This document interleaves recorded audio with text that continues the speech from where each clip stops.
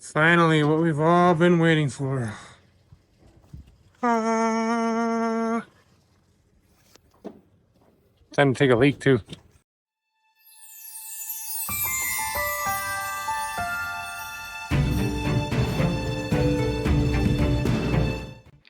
Alright, well, I've been on site for a little while. I got some stakes up, some string up. And as you can see, we've got quite the gap. We've got a lot of fill to bring in on this side. We got to dig a little bit out on this side. So I'm just going to go ahead and fire up that skid loader and start moving everything from one side to the other. And then we'll see how much gravel we got to bring in.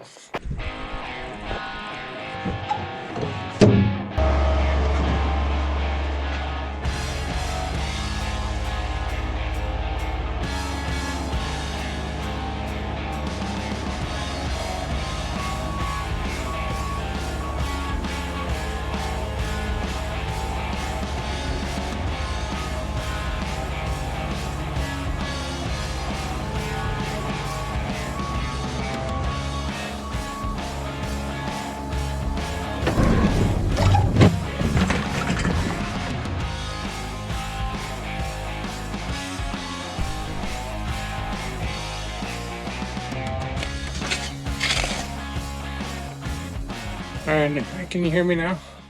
You're probably thinking, why is this moron doing this to the gate? We've got dogs, and when I got here, there was a fence across there. Just want to make sure if the dogs get out, they can't just blow right underneath this gate. So, that's why. Alright, well, so far, so good. I'm going to leave the trailer here.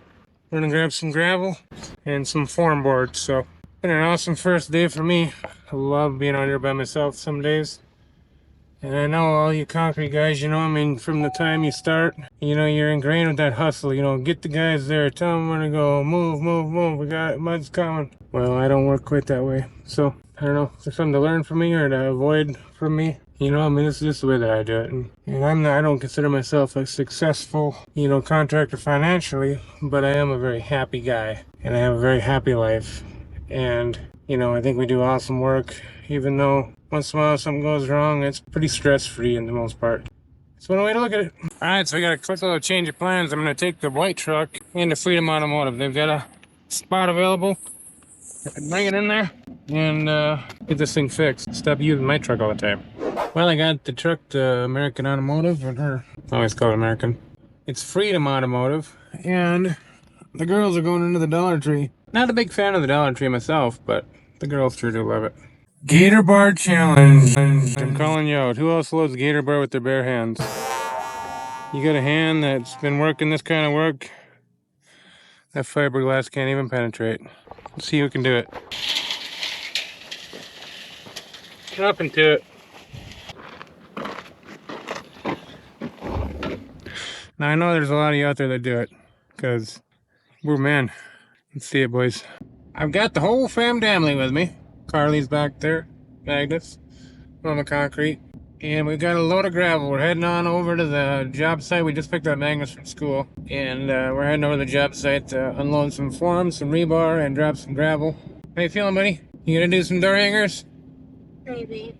He's got a sinus thing going on. He's got allergies right now, so he's not feeling real great. If you decide you want to take a more personal approach with your business, you try to do one job at a time, not have a bunch of jobs going, and make sure customers feel kind of, you know, more special or whatever you want to say, because they are. I mean, you're giving them your undivided attention. So what I'm doing here today is called staging the job.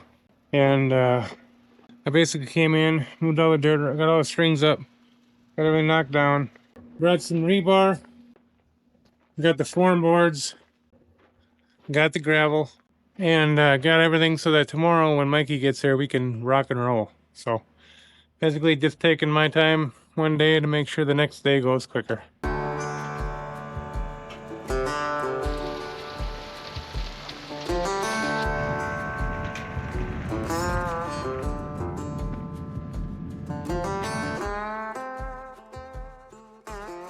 When your prostate gets as horrible as mine is, this is the best tool on the job, I can tell you that much. Don't be without it. Oh, look at that, even the ladies love them.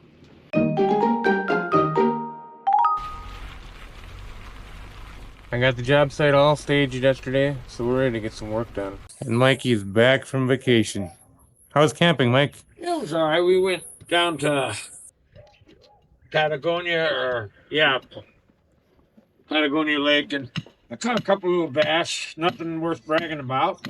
Well, it's about 10 minutes to 9 right now, and we've got most of the forms set. I've got these ones set over here. Mikey's working his way down this side. Not too bad for a fat guy and an old guy. We just have the hardest ones left. Basically little pieces that you have to piece together and fit together, and the ones that take all the time. But once we get these ones in, we'll be grading. Out of place time lapse. Out of place time lapse. Damn, camera is pointing in the wrong direction.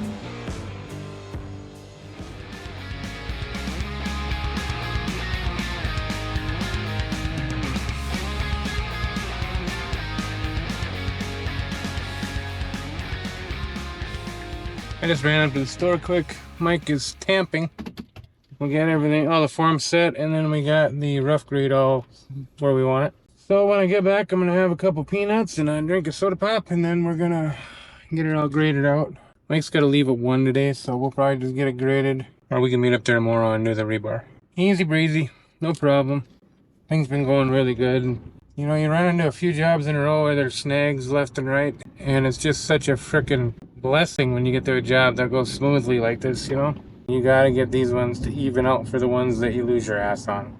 Keeps the boat floating. Big time. They're bringing some stuff in, huh? Mm-hmm.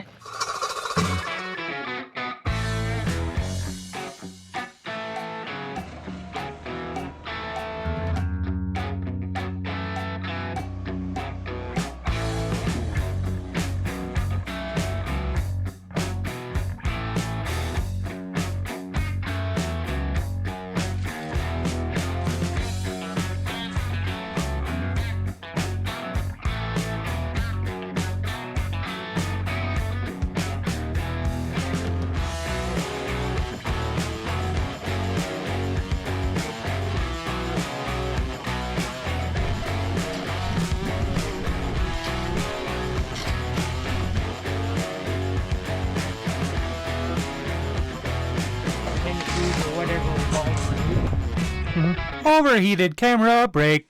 Proper compaction grade. Here's just 2 basic rules of compacting your subgrade. 1, never compact more than 4 inches. If you're using this type of compactor right here, a walk behind plate compactor, 4 inches is about the max you ever want to do. Number 2, always compact from 2 different directions. If you take one long ways, take one short ways. Always try to cross it up. You can go more than 2, never do less than 2 passes.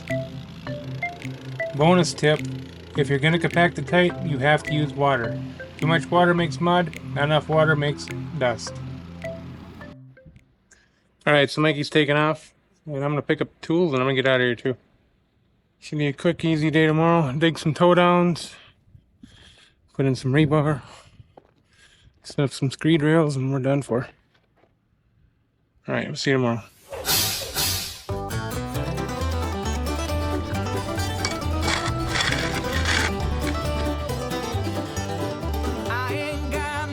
Grab a hold of that stuff and you can see them fibers just fly off of this stuff, man.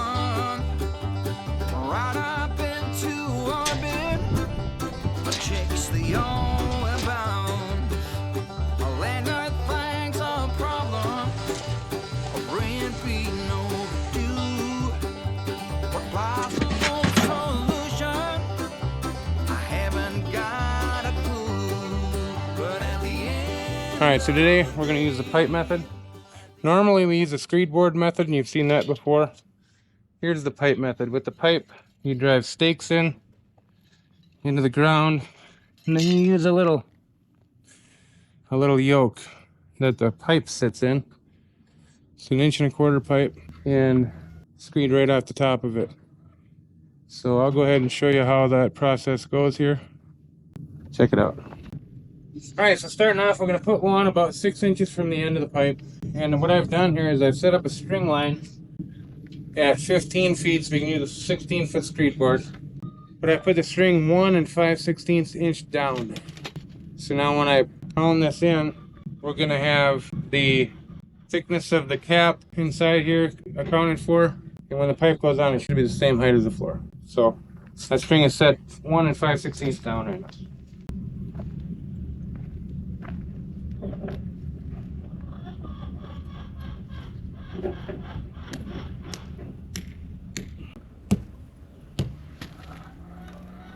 Right to the height of it. Now I've got a 10-foot long pipe here. So my next one is gonna go at 5 feet. I want to pretty much right at 5 feet. And then the end ones are gonna be 6 inches away from each end. Alrighty. And then 6 inches away from the end.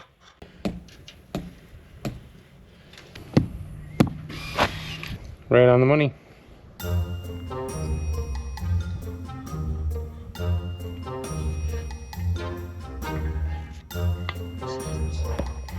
Alright, now we're going to want to confirm that our height's really good. Right on, so I'll grab a level here.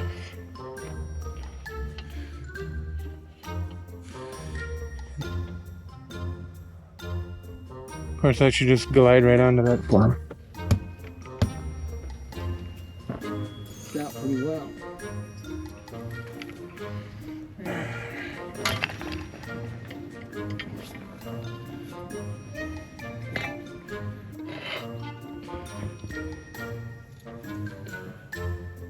Alright, so this is the way I like to do a depth check. I like to have my grade all set. Just put a screed board across. And I can easily measure underneath 5 5/8. 5 5/8.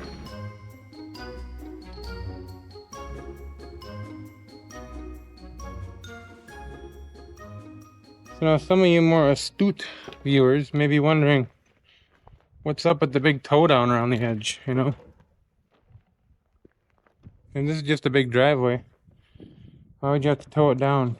And that's kind of a special spot, but we do toe downs a lot, you know, most places that we work. And the main reason in Arizona is because in monsoon season, the water flows hard. We get you know, heavy duty rainflow. It'll wash out underneath the slab.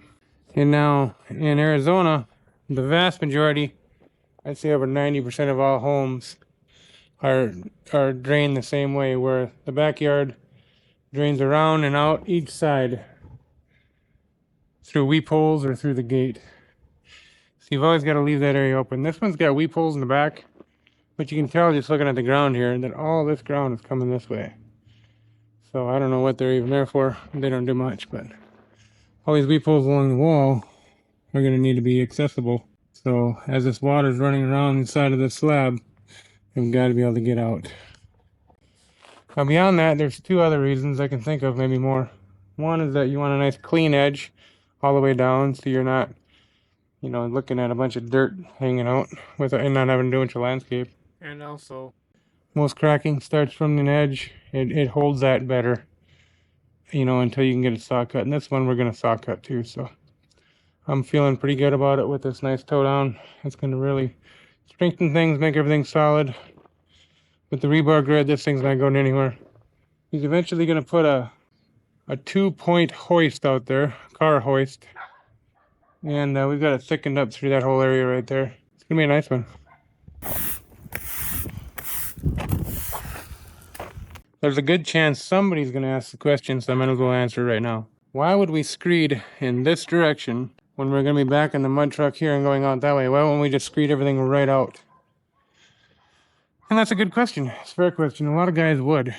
Most guys I know probably would, but in this case, we've got a little bit of a break at the end of that pipe up to the form. So all that water's coming in this way. And then this whole slab has got a very slight pitch from this end out to the gate. And it's so slight that I want to make sure that the screed board is running the same direction as the flow of the water. Any little humps or dips that you make with that screed board as it's coming across, if you're in the same direction as the flow, the water can still flow out. But even as slight as the ripples and dipples are, it slows the water down from flowing if you're going perpendicular to the flow of water. So here we'll come across the whole way with the same flow. The last 3 feet or so we'll turn and just screed along there. You'll see it as we pour. All right, I'm gonna get out of here, and we will see you at the pour.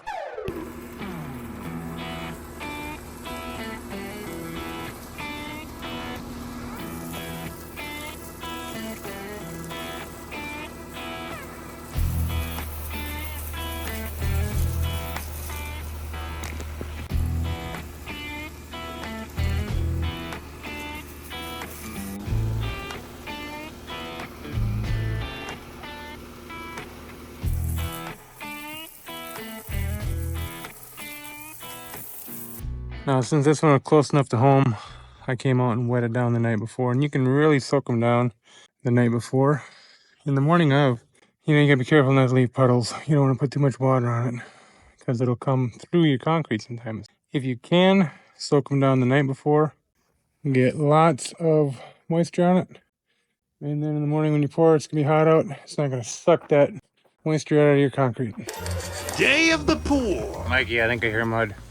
Yeah, I definitely hear it. I hear mud. Uh-oh. Here comes old Uncle Remus. Early. Which is good, because we're ready.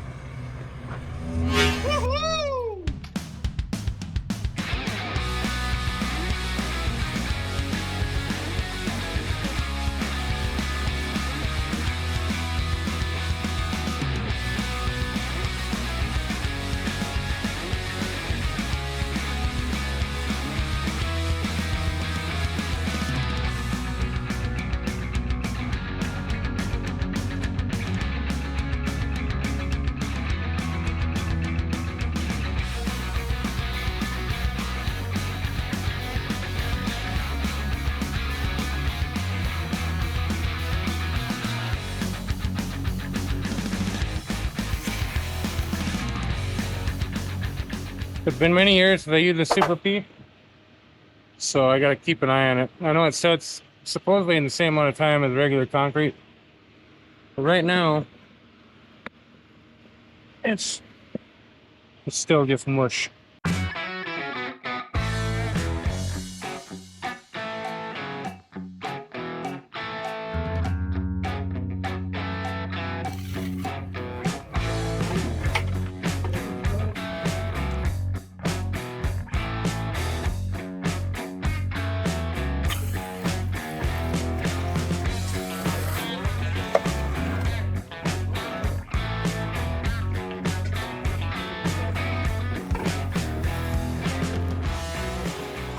So, coming right along here, but I wanted to show you how hot it gets in Arizona. This broom was laying on the dash of that black pickup. It's got a black dash. And you can see it actually melted and curled over the bristles of the broom. It was so hot up there last summer. Pretty hot stuff. Don't lay your broom on the dash in Arizona.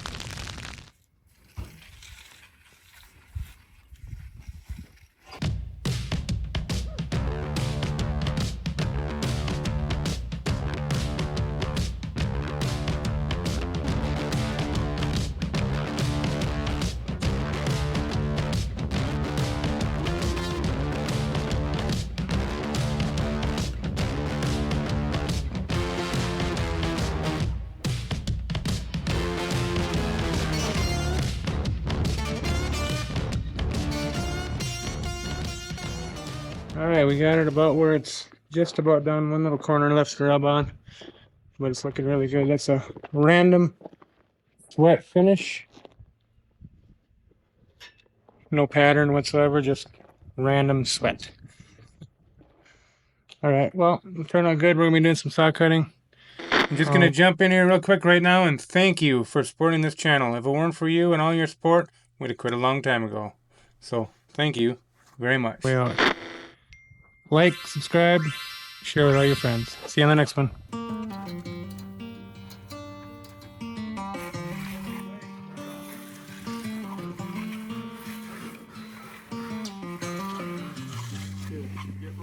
Heading back to what used to be home, passing by those little towns I know so well, stopping for gas and then I'm behind the wheel again. Driving is like a spiritual cleanse where every mile is a new beginning and every bend holds a new end. Eyes on the road, don't lose control. I'm speeding fast to chase my soul. I'm driving to get away, running through emotions high and low, holding on or letting go. I'm fighting another day. Neon lights in the fast lane light, riding high, reaching for the sky. I had it all but lost and fell back down again. Spent my time playing the game where every single day was a losing battle, and every drink was a dead end. Eyes on the goal, don't lose control. I'm living fast, I've lost my soul.